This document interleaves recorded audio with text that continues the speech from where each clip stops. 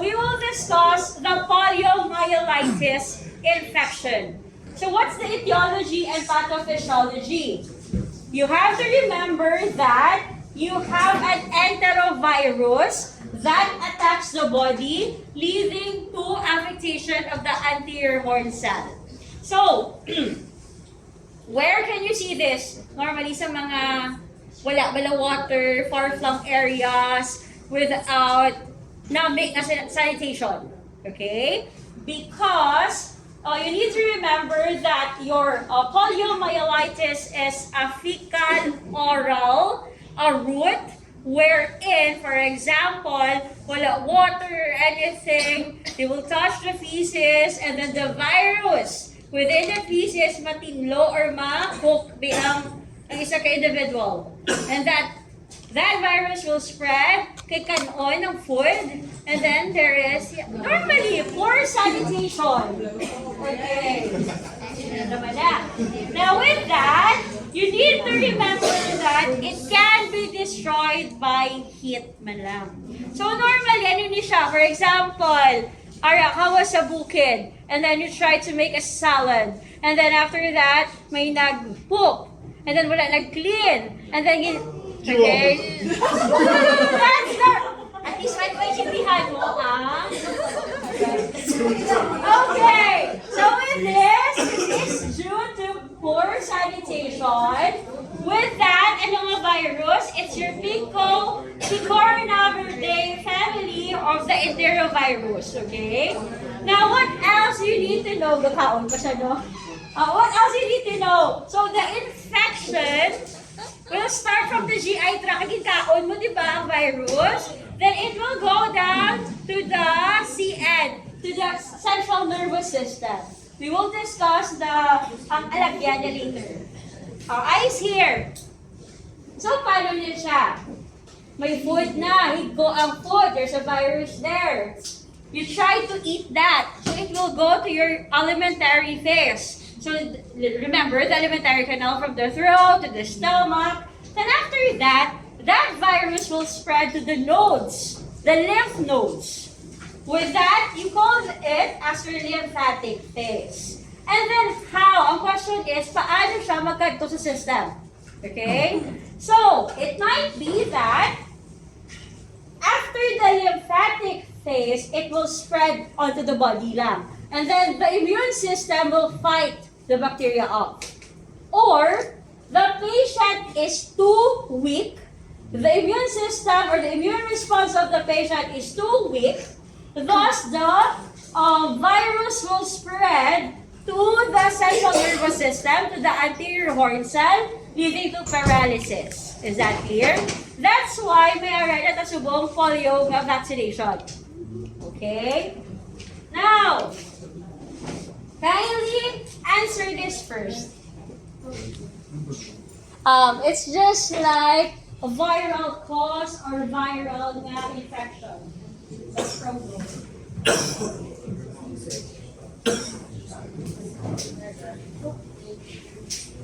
Three.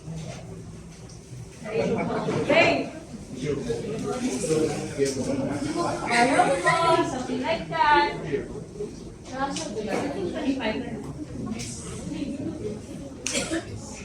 Okay.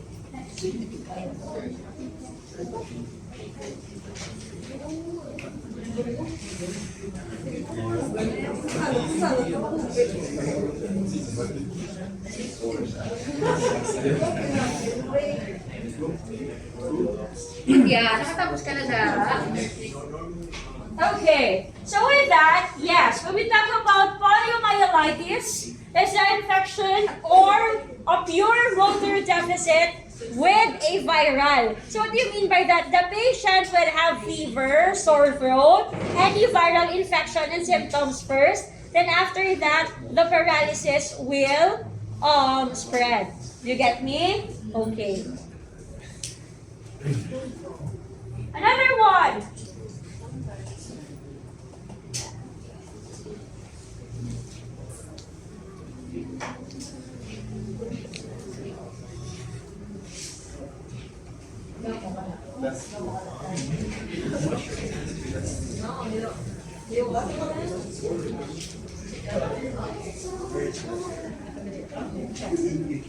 Yeah, tapos na. Alright, so this is, again, not an oral fecal, but a fecal oral route. Paano ba natin, no? Alright, eyes here. So there are stages of your poliomyelitis. Okay. Now, on the acute stage of poliomyelitis, what will happen to the patient? There is no paralysis yet. But of course, since there is a virus, pareho sa COVID, you will have an active infection wherein the patient will manifest a fever, malaise, myalgia, sore throat, and GI upset. May it be constipation or diarrhea. Is that clear? Another, the patient will have aseptic meningitis.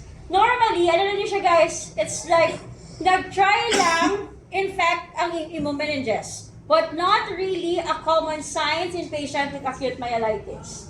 There will be headache, back pain, myalgia, and there will be flaccid paralysis if mag-continue ang signs and symptoms yan. So, from the top to the bottom, it's more on sequence of your acute stage of poliomyelitis. Is that clear? So, with that, you will reach a flaccid paralysis, symmetric weakness and atrophy of the lower E, and a bulbar muscle weakness, meaning the anterior horn cell, kakamatamad na affected. Is that clear?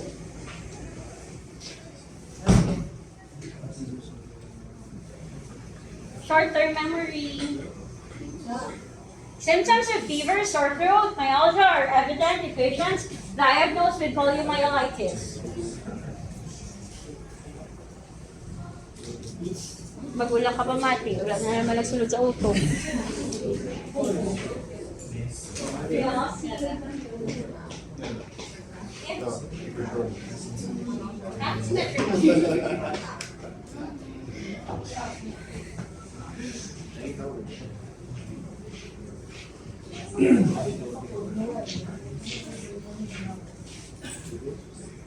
Okay na.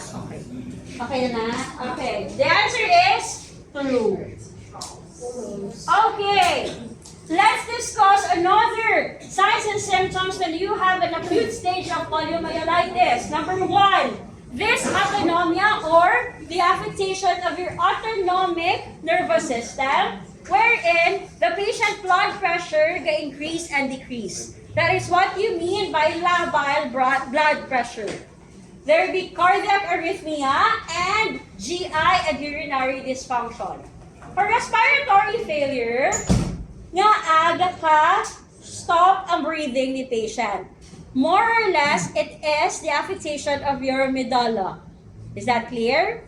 And then, you will have paralysis for several days, and then after that, recover. So normally, patients with acute poliomyelitis, they will experience paralysis, but at some point, they can still able to walk, but with weakness lang ang makita. Is that clear? Especially sa lower extremity. I don't know if you have seen a patient with polio na.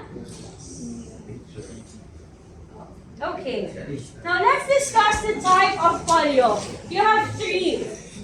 The non-paralytic, the paralytic, and the post-polio. Again. Non-paralytic, what is that? Si patient nagka-poliomyelitis. But the signs and symptoms, fever, sore throat lang, and body malaise. Is that clear? So, in your non-paralytic, from the name itself, wala siya paralysis. But the patient really had an experience of polio. It's just that it's more on infection. Clear? That's non-paralytic. How about for paralytic? So, our term here is partial recovery in 6 months. Meaning, the first 6 months of the patient, naka-experience siya sa fever, sore throat, the patient experienced paralysis, okay? But the patient recovered. Is that clear? Pero, again, the recovery means that may mga signs and symptoms sa siya gyapon, hindi siya ka-walk mayo, may weakness. How about for post-polio syndrome? What happened here is that, for example, Sinoplaza, nagka-polio siya with a fever, sore throat, everything. Positive of polio, but the patient did not have any paralysis. After 10 years, nagamat-amat weakness. So, DDX naman na siya for another. So, it can be a DDX ba si SMA4 si patient, SBMA si patient, or polio, siya galing nga post-polio syndrome. Is that clear? So, with that, when you talk about post-polio, disabling signs and symptoms after a year or after years having poliomyelitis. So the symptoms is muscle and joint weakness, fatigue, breathing problem. With that, pero meron na, later we will discuss the criteria. Or paano mo mahambal nga naka-post-polio si patient. Okay, next. Ngayon naman na. Sige na, tago na sa inyo answer. Post-polio syndrome happened without any history. Basahan na yan.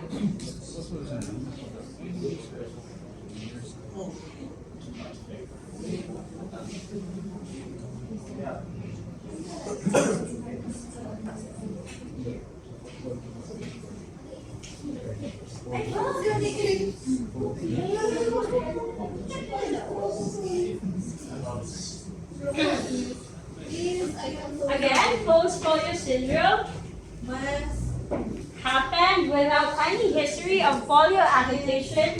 Here's law. No superimposition, no erasures.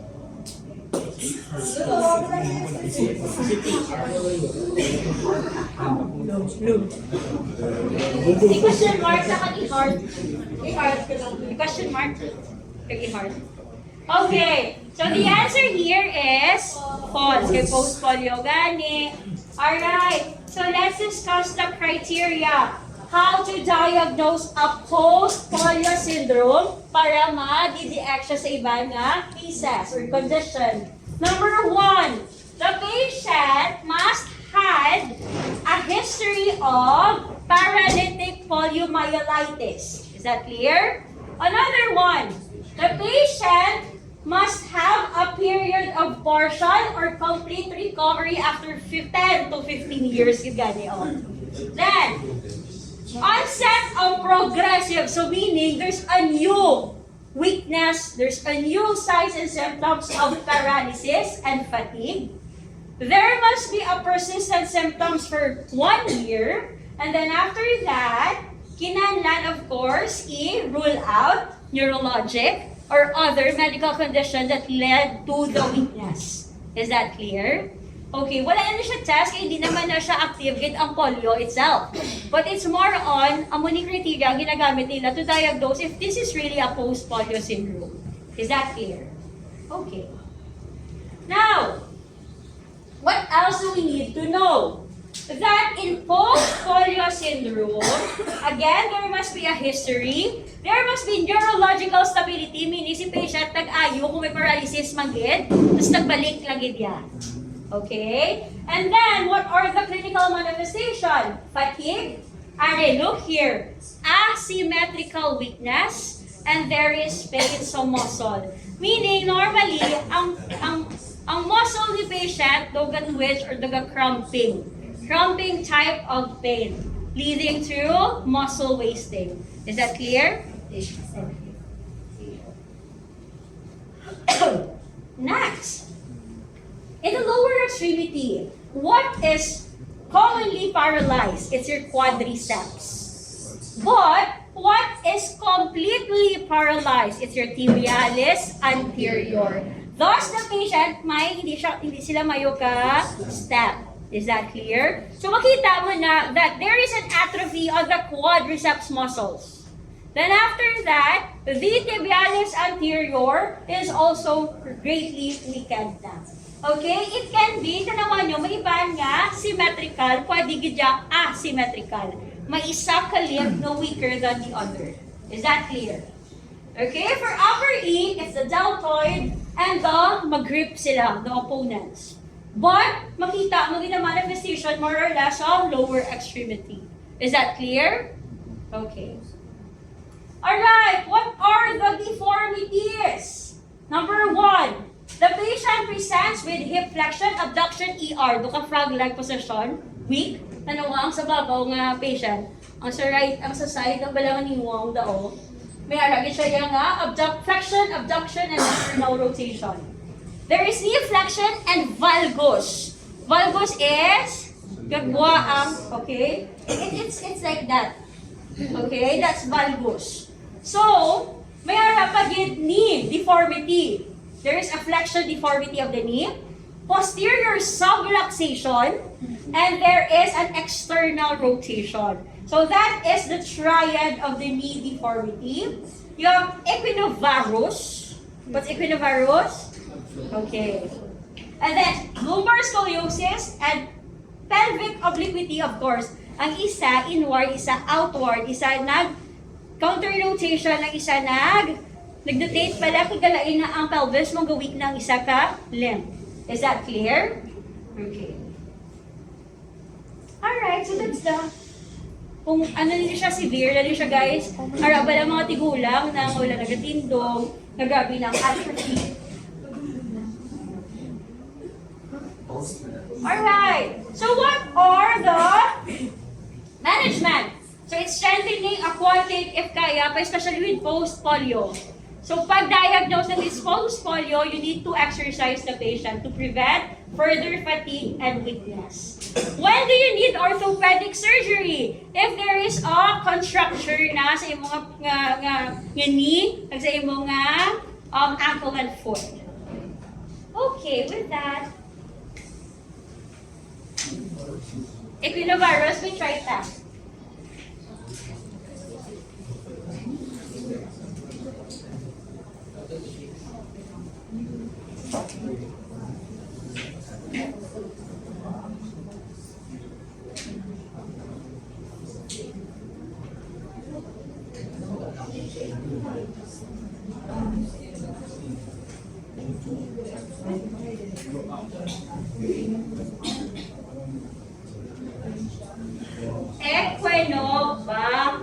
What is that?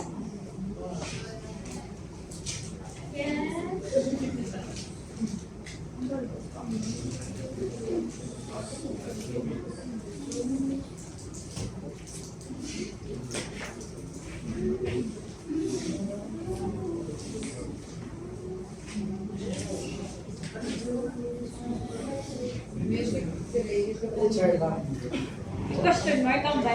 Oo. And heart? Oo, question mark and heart. Alright, so let's go back to... Okay.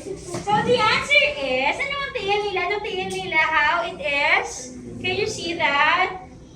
Pasulod, inward, and adducted. So equinovarus is inward and adduction of the foot. So that's true.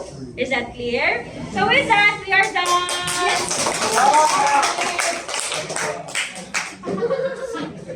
Now, listen, on Thursday, tonight, I will post your journal. Same. Ano ka mo? Thursday or Friday? Friday, baka mo yan. So on Friday, you will have a case journal. So you have 104 about SMA or polio, depende kung ano yung case. Is that clear? So, then after that, you will have a quiz. Same as last time. So you will have an individual VMS form quiz of the topic today and the topic on about the journal. Is that clear? Okay. We're done. But yung Thursday is Wala, ikaw mo yan. Rest na ka mo. Palagay sa inyo, makarest ka mo, di ba? Sino magaling mo sa